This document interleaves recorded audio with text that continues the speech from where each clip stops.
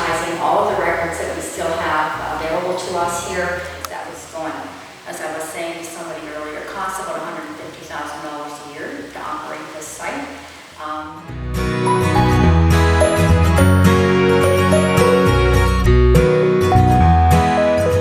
About what the cemeteries tell us about a given time period. They're not going to explain anything to us, but man, they're great touchstones to an understanding of what was going on. Container ships, if you go out in the high seas and do cruises and go to anywhere in the world now, all you see are container ships and the impact that has on us and what we're wearing and what's in the cemetery. So monuments are just a microcosm, if you will, of what we're doing generally in society. And as a material culture, it's one of the few things we make with the whole intention being it does not change through time. It is made to last forever.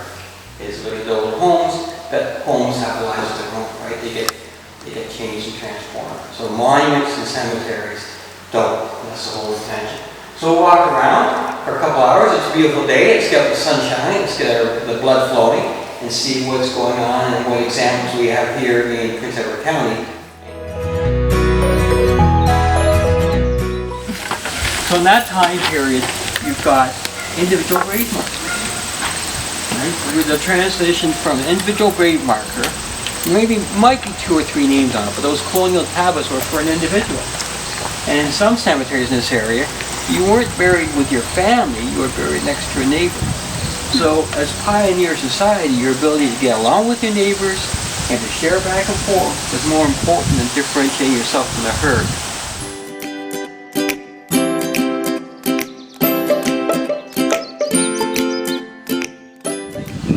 1930s, so we still have the idea of the big family plot, but a great example of modernism. We always hear the postmodern era, modernism.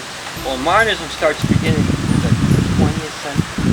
So he powered up the scanning industry, made great wealth out of it, and he's telling us either the personal substance, don't forget it. So we can go up this way. Let's go with this.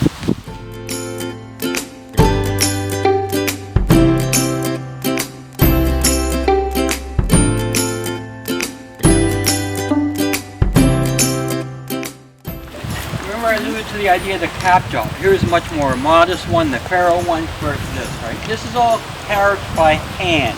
Probably made in Barrie, Vermont, looking at the pick of granite monument.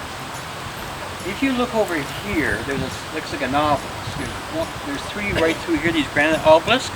Okay, those are the first granite monuments that show up in Ontario. And they're coming in from Scotland at that point in time. So the common design elements that keep coming up over and over again were Roman, or Egyptian, or Greek urns, and the whole idea we start thinking about time period was you studied the classics. You studied Latin. You had to understand Latin. If you were a person of consequence, you read Latin, you understood it. Latin, connecting with the classics, that whole neoclassical idea, the Romantic period, of reconnecting the spread of civilization to the 4 corners of the earth.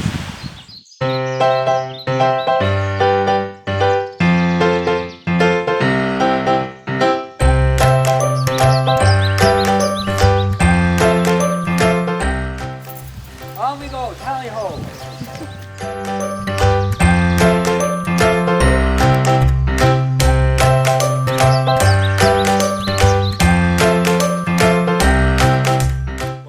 Uncommon for men to have more than one wife because so many women died in childbirth and all the other diseases that plagued the time. So again, here's Bolter. He's known as the father of the canning industry. I alluded earlier to many of the features that are here at the cemetery in terms of waterworks were built to settle out a lawsuit. So we have ponds and some systems and a reservoir system to capture water up here. Because watering flowers on plots was a big thing. No coincidence that all the grand monuments when you go into a cemetery are all together. Back then it was quite normal. You would have differential places people would get buried. I don't know document-wise whether or not they did charge different amounts, but certainly you want to make sure to maintain a certain decorum and balance in society. this is where people of money would go. And they would all be together. So over Sunday, when you went out for your pay respects to your ancestors, you would be hanging out with the right people. You weren't going to run into some ruffians, because they're all down there.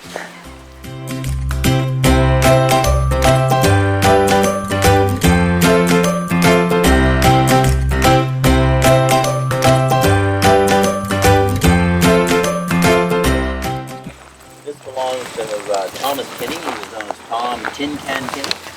And I think it's a statement. Mr. Bolter is the founder of the industry down there, but Mr. Kinney is saying, you might have started it, but I'm uphill, and look at what I got. So,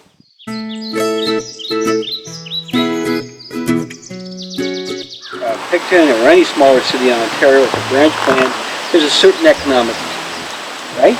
The highest wage earners are going to be doctors, lawyers, and that's going to be about it. Where the big money's all in Montreal and Toronto with industrialists or financiers and those sorts of people.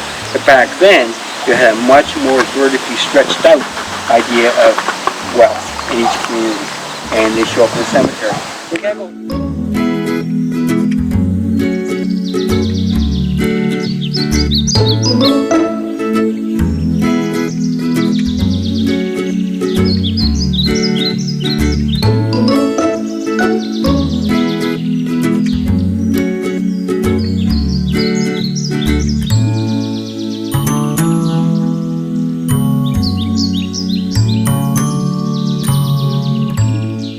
All those Romanesque elements underneath it, the columns, very seldom do you see that. I've never seen that combined anywhere else, custom made.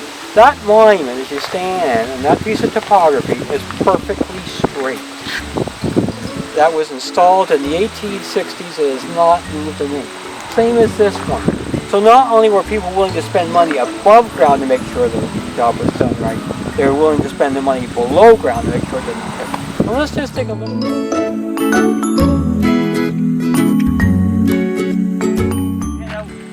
And what's interesting about this piece of landscape, as we stand here now, it was as these monuments went up. So you've got this naturescape over here, naturalized look, and all around us. And it's in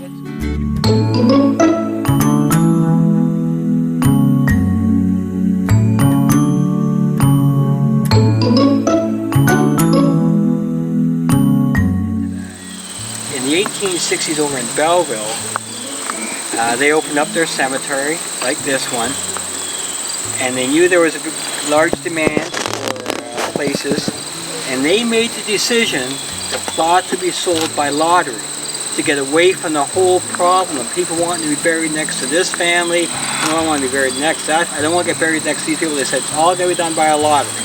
So they came out and did it by a lottery, and it was maybe a 100-acre cemetery, and that's just where the luck of the draw goes. Well, that seemed reasonable enough, but within the first decade, every week people were getting dug up and moved. After they got rid of the lottery, people said, well, thank you very much, but we're moving Dad next to the Smiths. Thank you very much. So there was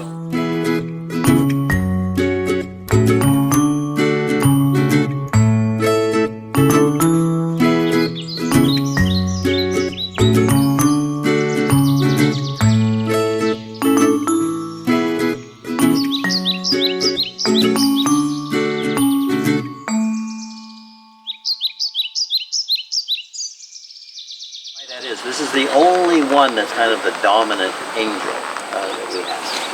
So it was a rarity in Glenwood, but still it speaks to that sort of spiritual nature and expression of a...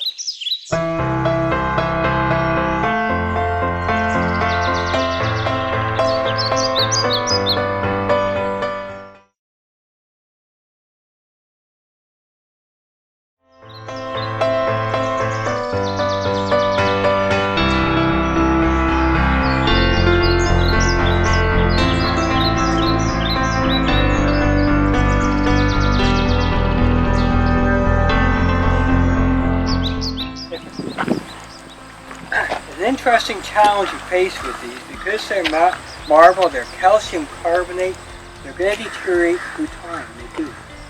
These are in excellent condition. I won't touch them.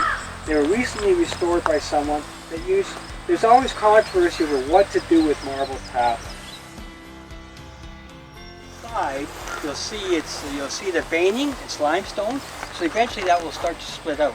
Right, water's going to get in there and split it out. It will spall. But on the other hand, although marble is crystallized limestone, limestone does not deteriorate like marble does.